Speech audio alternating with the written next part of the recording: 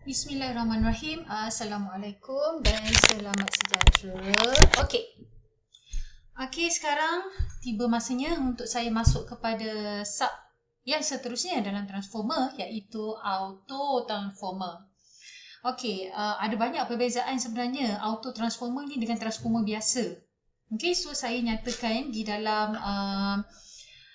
sebelum ni transformer biasa kita ada dua winding, kita ada dua core, satu aliran karen, masih lagi komponen 3C.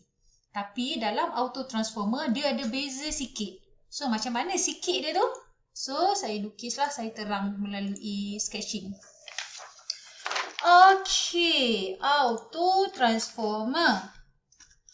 So sekarang ni kita nak belajar auto transformer. Apa dia auto transformer ini? Masih lagi pengubah, iaitu transform daripada satu nilai voltan kepada nilai voltan yang lain. Masih lagi fungsi transformer. Cumanya bezanya adalah binaan. Apa yang berbeza di sini? Auto transformer mempunyai satu coil. Tadi ada dua coil kan? Satu coil yang perform both task. Maksud dia jadi primary, at the same time dia juga jadi secondary. Macam mana tu? Nanti kita tengok. Dan dia ada satu core, di mana core itu bertindak sebagai primary, at the same time it will react as secondary also. Okay? Lukisan bagi auto transformer adalah lukisan skematik dia lebih kurang macam ni. Okay, di mana untuk primary kita sambung kepada source, dan untuk secondary dia menggunakan kaedah tap. Tap tu maksud dia cuik. Dia tap dia tap dekat sini sebagai sambungan kepada load secondary. Itu cara connection of auto transformer. Boleh?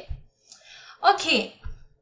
So ini adalah N1, ini adalah N2, ini adalah V1, kat sini adalah V2.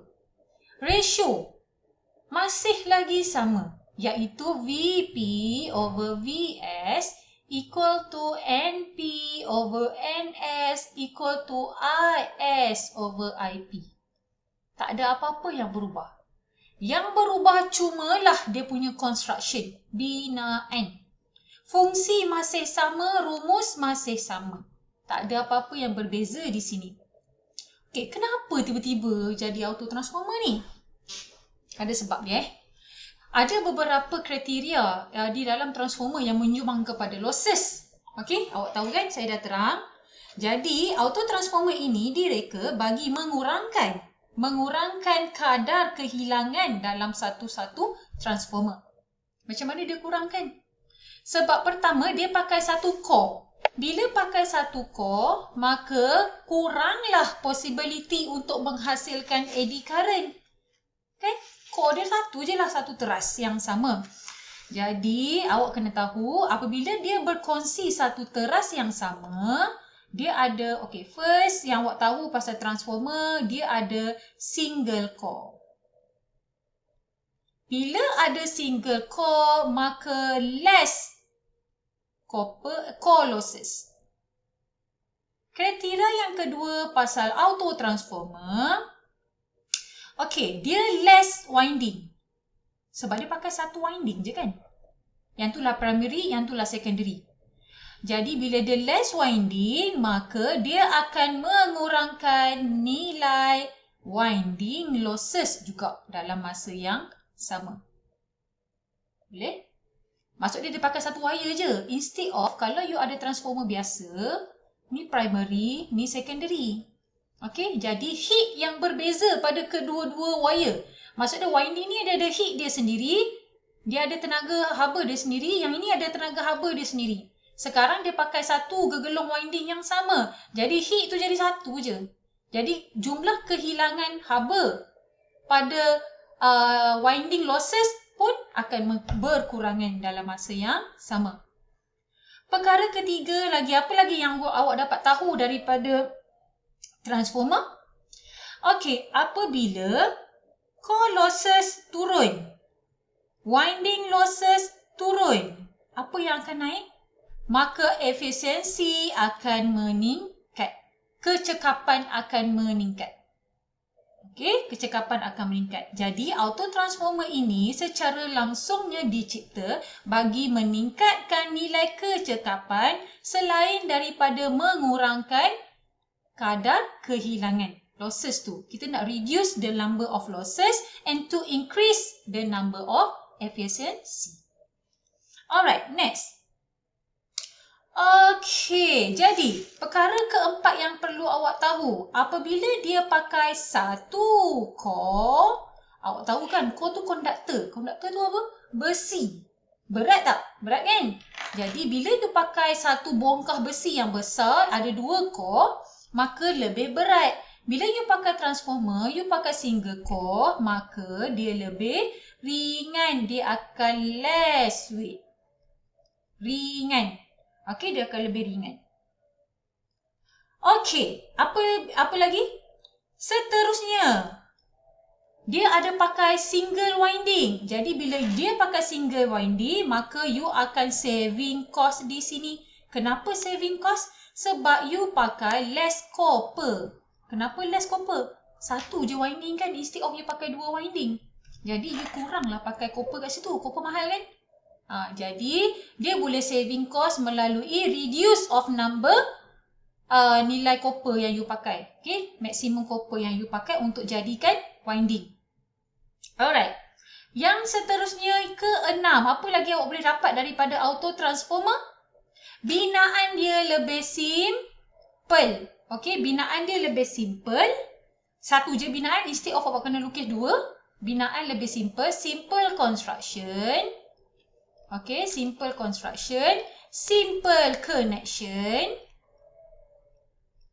Dan terakhir daripada awak tahu transformer ini, apabila kecekapan meningkat, losses menurun, maka power transfer lebih tinggi.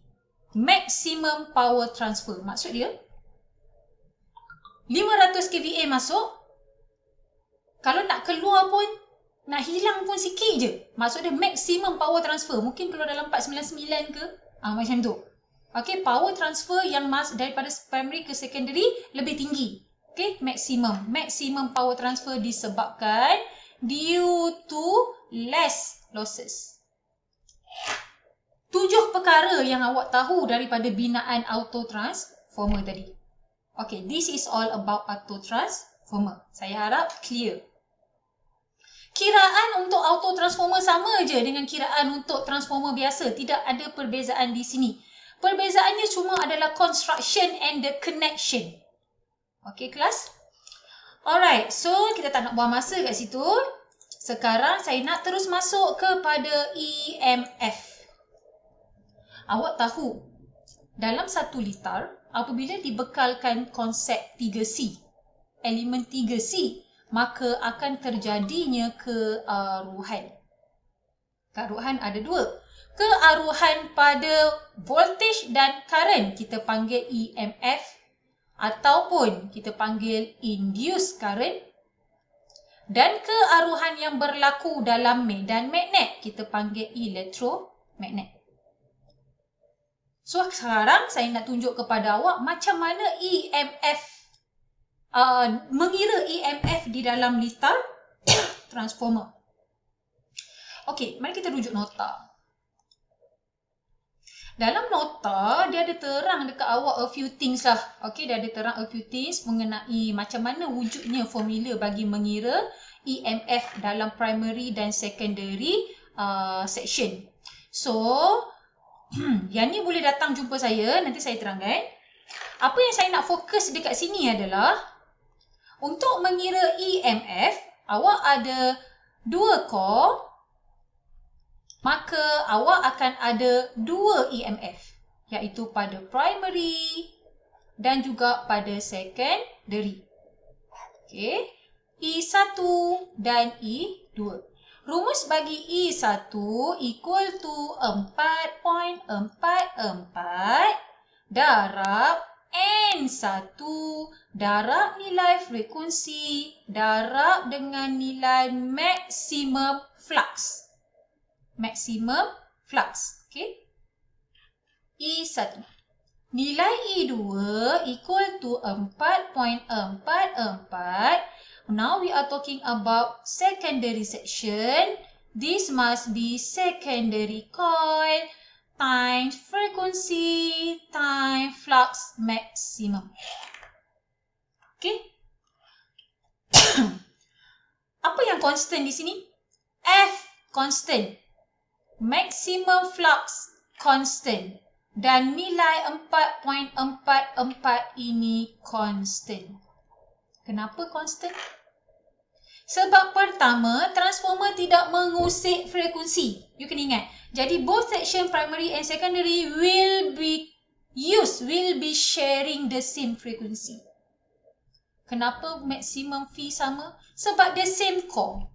Okay, flux yang berlaku, flux yang mengalir, yang berjalan di dalam secondary and primary and secondary section adalah flux yang sama.